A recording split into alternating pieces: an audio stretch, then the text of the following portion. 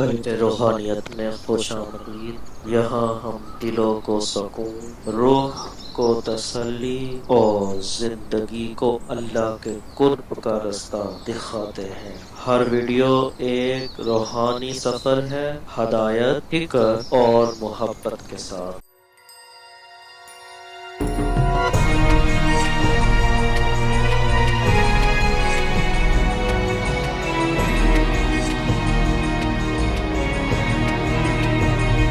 جب بندے سے گناہ سرزد ہو جاتا ہے اور وہ معافی مانگ لیتا ہے تو اللہ کو وہ بندہ بڑا ہی اچھا لگتا ہے۔ انسان کے اندر چونکہ یہ دونوں چیزیں رکھی گئی ہیں تو کبھی کبھی اس سے گناہ بھی سرزد ہو جائے گا۔ نیکی اس کی عقل، اس کا فہم، اس کا ادراک، شریعت کی رہنمائی، انبیاء کی تعلیمات اسے بتائیں گی کہ وہ نیکی کے راہ پہ چلے، لیکن کبھی کبھی بائیں سمجھ سے جو خواہشات اور آرزو ہے وہ بھی اس کو گھیر لیں گی اور اچانک اس سے کبھی کوئی گناہ بھی ہو جائے گا۔ اور اگر اچانک اس سے کبھی گناہ ہو گیا، کبھی آنکھ بھٹک گئی، کبھی خیال بہک گئے، کبھی سوچ میں آوارگی آ گئی، کبھی زبان نے میلا لفظ بول دیا، تو پھر کیا ہے کہ پھر فوری معافی مانگ لے۔ مومن جب گناہ کرتا ہے تو ایسی کیفیت ہوتی ہے جیسے ابھی احد پہاڑ تلے آ گیا ہے، اگر اس نے توبہ نہ کی تو کچل دیا جائے گا۔ اللہ اکبر، تو پھر فوری معافی مانگتا ہے تو یہ اللہ کو بڑا ہی اچھا لگتا ہے۔ اللہ کہتا ہے فرشتوں سے کہ دیکھو میرا بندہ آخر میری دہلیز پہ آیا ہے نا، تم گواہ ہو جو میں نے اس کے سارے گناہ معاف کر دیے۔ تو گناہ کے بعد جو شرمندگی ہے، دیکھیے ایک اور جملہ کہتا ہوں، نیکی کرنے کے بعد جو تکبر پیدا ہوتا ہے کہ میں بڑی نیکی کر لی ہے اور باقیوں کو بندہ حقیر سمجھنے لگتا ہے، اور اس سے کوئی غلطی سرزد ہو جائے اس کے بعد شرمندگی ہوتی ہے اور اپنے آپ کو چھوٹا سمجھنے لگتا ہے اور اللہ سے معافی مانگتا ہے، تو اس نیکی کرنے کے بعد وہ جو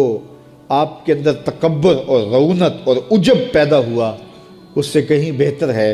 کہ آپ سے اگر کوئی خطا سرزد ہوئی تھی تو اس سے آپ کے اندر عجز اور توبہ کا جذبہ پیدا ہوا۔ اور اللہ کو یہ بڑا پسند ہے کہ کوئی بندہ، چونکہ ممکن ہی نہیں ہے کہ جب انسان ہے اس کے اندر یہ خواہشات رکھی ہیں تو کبھی اس سے، یہ انبیاء کی ذوات ہیں جو پاک ہیں، باقی کبھی کچھ خطا سرزد ہو جائے گی، اس سے معذرت کر لے۔ آپ نے نام سنا ہوگا ایاس کا، محمود غزنوی کا بڑا محبوب وزیر تھا اور بہت زیادہ بادشاہ اس سے محبت کرتا تھا، تو آیان سلطنت جلتے تھے، تو بادشاہ گاہے گاہے کوئی ایسا منظر ان کو دکھلاتا کہ اس سے میں خاص پیار کیوں کرتا ہوں۔ ایک دن بادشاہ کے ہاتھ میں موتیوں کی بھری ڈبیا تھی اور محل کے اندر یہ ایک حوض تھا، تالاب تھا، تو اس کے اندر اس نے وہ سارے موتی پھینک دیے۔ شفاف پانی اور نیچے فرش پہ پڑے ہوئے موتی نظر آ رہے ہیں، تو اس نے ایک ایک وزیر کو کہا کہ یہ موتی نکال کے لاؤ اور سنو اپنا لباس اور اپنا بدن نہیں بھیگنے دینا۔ تو سب نے کہا یہ کیسے ہوگا کہ موتی بھی تہہ سے نکال کے لائیں اور بدن بھی اور کپڑے بھی نہ بھیگیں؟ تو دوسرے کو کہا، اس نے کہا حضرت یہ کیسے ہوگا، یہ شرط ہٹائیں تو پھر میں نکال کے لاؤں۔ جب بات آئی ایاز کی تو ایاز نے فوراً چھلانگ لگا دی، موتی پکڑے، ڈھونڈے، ہتھیلی میں لیے اور کانپتے ہوئے بدن کے ساتھ بادشاہ کے سامنے پیش ہوا، حضور یہ لے لیجئے۔ بادشاہ غصے میں تھا کہ میں نے کہا تھا لباس اور کپڑے بھیگنے نہیں چاہیے، تیرے بدن سے پانی نچڑ رہا ہے، تیرے لباس سے پانی نچڑ رہا ہے، یہ کیا؟ تو ایاز نے ہاتھ باندھ کے کہا بادشاہ سلامت، آپ کے دو حکم تھے، ایک حکم یہ تھا کہ موتی نکال کے لانے ہیں، دوسرا حکم یہ تھا کہ کپڑے اور بدن بھیگنا نہیں چاہیے۔ ایک کام میں نے کر دیا ہے، دوسری غلطی ہو گئی ہے، معافی چاہتا ہوں۔ تو کہا وزیرو یہ ہے خوبی اس کی، تم نے کہا ہم کیسے نکال کے لائیں، اس تالاب میں اتریں گے تو بدن تو بھیگے گا ہی بھیگے گا۔ تو کہا جب شہوات دی گئی ہیں، خواہشات رکھی گئی ہیں، آرزویں دیوانی ہیں، اور پھر اس کائنات کے اندر رہ کر کے حضرت انسان کبھی تو اس تالاب کی غلاظت سے اپنے آپ کو بھر ہی دے گا، تو پھر کمال کیا ہے کہ نیکی کے پھول پیش کر دے، سجدے کے موتی پیش کر دے، رکوع اور قیام کے موتی پیش کر دے، ہمدردی انسانیت کے ساتھ پیار کے موتی پیش کر دے، سارے موتی پیش کرے، پھر مالک کا جلال کہ تیرے کپڑے کیوں بھیگے، یہ گناہ کیوں کیا، یہ گناہ کیوں کیا، ہاتھ جوڑ کے کہے مالک اس کی معافی مانگ۔ تو اللہ تعالیٰ پچھلے گناہ نہ صرف معاف کرتا ہے بلکہ ان گناہوں کو نیکیوں میں تبدیل کرتا ہے۔ یہ آیت کریمہ اپنے دامن میں اتنی روشنی اور اتنی جامعیت کے ساتھ دین کا خلاصہ ہمارے سامنے رکھتی ہے کہ ہماری روحیں وجد کرنے لگ جاتی ہیں۔ تو ارشاد فرمایا بے شک اللہ حکم دیتا ہے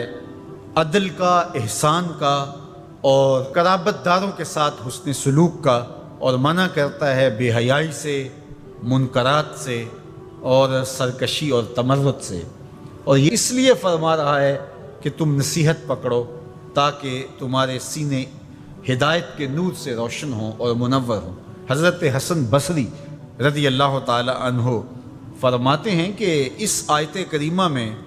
اللہ نے کسی بھی امر خیر کو چھوڑا نہیں ہے، ساری خیر اس کا خلاصہ بطور حکم ہمیں ارشاد فرما دیا، اور پھر فرمایا کہ اللہ تعالیٰ جل شانہ نے کسی برائی کو نہیں چھوڑا جس سے ہمیں منع نہ کر دیا ہو۔ ابن عاشور نے لکھا ہے کہ جتنے بھی مفاسد ہیں، جتنے بھی گناہ ہیں، ان گناہ کی جڑ یہ تین چیزیں ہیں: بے حیائی، منکر اور باغی۔ اور ان تین چیزوں سے منع کر کے گویا سارا راستہ بند کر دیا گیا گناہ کا اور برائی کا، اور تین چیزوں کا حکم دے کر کے خیر کے سارے راستے کھول دیے گئے۔ تو اسی ایک آیت کریمہ پہ اگر عمل نصیب ہو جائے تو پورے دین کی لطافتیں اور برکتیں نصیب ہونا شروع ہو جائیں۔ تو تین چیزوں کا حکم دیا کرنے کا، ان اللہ یامر بالعدل، بے شک اللہ عدل کا حکم دیتا ہے، انصاف کا حکم دیتا ہے۔ اگر تم نجات پانا چاہتے ہو تو غصے کے اندر بھی اور سرشاری کے اندر بھی تمہیں عدل سے، انصاف سے کام لینا پڑے گا۔ تو ہمارا دین ہمیں عدل سکھاتا ہے، اور قیامت کے دن 7 اشخاص جن کو اللہ اپنے عرش کا ٹھنڈا سایہ عطا فرمائے گا، ان میں سے پہلا شخص حضور نے ارشاد فرمایا امام عادل، وہ شخص جو عدل و انصاف کرتا ہے، وہ امام، وہ حاکم جو عدل سے امور سلطنت نبھاتا ہے، کل قیامت کا دن ہوگا، کوئی سایہ نہیں ہوگا، اللہ اسے اپنے عرش کا ٹھنڈا سایہ نصیب فرمائے گا۔ روایت میں آتا ہے کہ قیامت کے دن جو بادشاہ ہوں گے، حکمران ہوں گے، ان کے ہاتھوں میں ہتھ کڑیاں ہوں گی، اور ان کو یوں میدان حشر میں لایا جائے گا۔ اگر انہوں نے عدل کیا ہوگا تو وہ ہتھ کڑیاں ٹوٹ جائیں گی اور انہیں جنت بھیج دیا جائے گا، اور اگر انہوں نے عدل و انصاف نہیں کیا ہوگا تو ان ہتھ کڑیوں کے ساتھ ان کو جہنم میں دھکیل دیا جائے گا۔ ہمیں عدل کرنے کی تلقین کی گئی۔ ملکوں کے اندر طمانینت، سکون اور قرار عدل کے ذریعے سے آتا ہے۔ ایک عربی کا مقولہ ہے الملک یدوم بالکفر ولا یدوم بالظلم، ملک کفر کے ساتھ تو قائم رہ سکتے ہیں لیکن ظلم کے ساتھ قائم نہیں رہ سکتے۔ علماء نے عدل کے حوالے سے یہ بات بھی لکھی ہے کہ اس کا مطلب اللہ نے ہمارے اوپر جو بھی فریضہ عائد کیا ہے اس کو پورا کرنا یہ عدل کہلاتا ہے۔ لوگوں کی امانات کو ادا کرنا یہ عدل کہلاتا ہے۔ ظلم کو ترک کرنا اور انصاف کا بول بالا یہ عدل کہلاتا ہے۔ اس عدل سے مراد صاحب حق کو حق دینا ہے، جس کا جو حق ہے اس کو دینا یہ عدل کہلاتا ہے۔ اللہ جو ہمیں عدل کا حکم دیتا ہے، اس کا مطلب ہے ہمارے ذمے جس کا حق ہے، ہمارے باپ کا ہے، ہماری اولاد کا ہے، ہماری ازواج کا ہے، ہمارے اہل خانہ کا ہے، ہمارے ہمسایوں کا ہے، دوستوں کا ہے، جس کا بھی حق ہمارے ذمے ہے، بلکہ فرمایا کہ تیرے نفس کا تیرے اوپر حق ہے۔ حدیث طویل ہے کہ حضور علیہ الصلوۃ والسلام نے فرمایا ان لربک علیک حقا، تیرے رب کا تیرے اوپر حق ہے، ولنفسک علیک حقا، اور تیرے نفس کا تیرے اوپر حق ہے، ولأہلک علیک حقا، اور تیرے اہل کا۔ بسم اللہ الرحمن الرحیم، تبارک الذی بیدہ الملک وهو علی کل شیء قدیر، الذی خلق الموت والحیاة لیبلوکم ایکم احسن عملا وهو العزیز الغفور۔ الذي خلق 7 سماوات طباقا ما ترى في خلق الرحمن من تفاوت فارجع البصر هل ترى من فطور ثم ارجع البصر كرتين ينقلب إليك البصر خاسئا وهو حسير ولقد زينا السماء الدنيا بمصابيح وجعلناها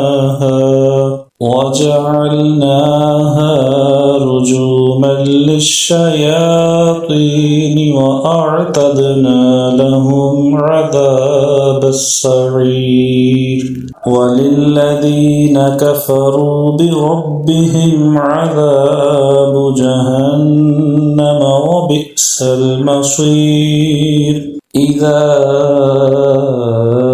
ألقوا فيها سمعوا لها شهيقا وهي تفور تكاد تميز من الغيظ كلما ألقي فيها فوج سألهم خزنتها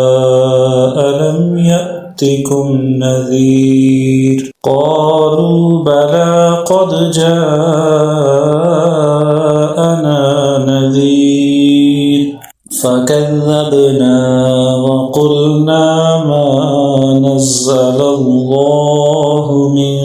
شيء إن أنتم إلا في ضلال كبير وقالوا لو كنا نسمع أو نعقل ما كنا في أصحاب السعير فاعترفوا بذنبهم فسحقا لأصحاب السعير إن الذين يخشون ربهم بالغيب لهم مغفرة وأجر كبير وأسروا قولكم أو اجهروا به إنه عليم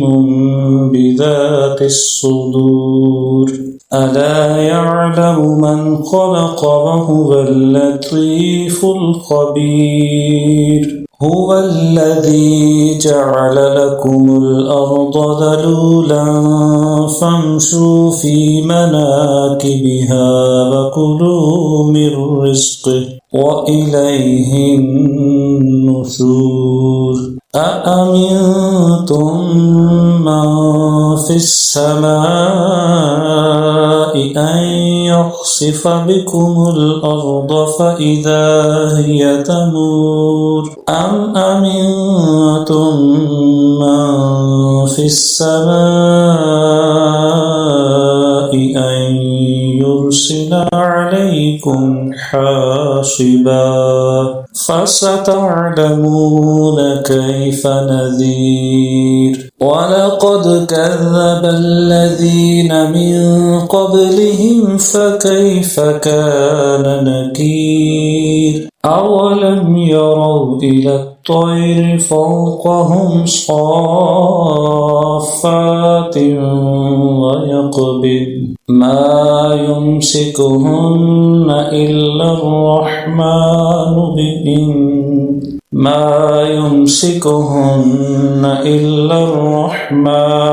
إنه بكل شيء بصير أمن هذا الذي هو جند لكم ينصركم من دون الرحمن إن الكافرون إلا في غرور أمن هذا الذي الذي يرزقكم إن أمسك رزقه بل لجوا في عتو ونفور أفمن يمشي مكبا على وجهه أهدى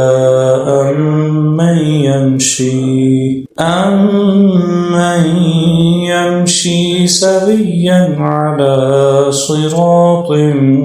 مستقيم قل هو الذي أنشأكم وجعل لكم السمع والأبصار والأفئدة قليلا ما تشكرون قل هو الذي ذرأكم في الأرض وإليه تحشرون ويقولون متى هذا الوعد إن كنتم صادقين قل إنما العلم عند الله وإنما أنا نذير مبين فلما رأوه زلفة سيئت وجوه الذين كفروا وقيل هذا الذي كنتم به تدعون قل أرأيتم إن أهلكني الله ومن معي أو رحمنا فمن يجير الكافرين من عذاب أليم قل هو الرحمن آمنا به وعليه توكلنا فستعلمون من هو في ضلال مبين قل أرأيتم إن أصبح ماؤكم غورا فمن يأتيكم بماء معين صدق الله العظيم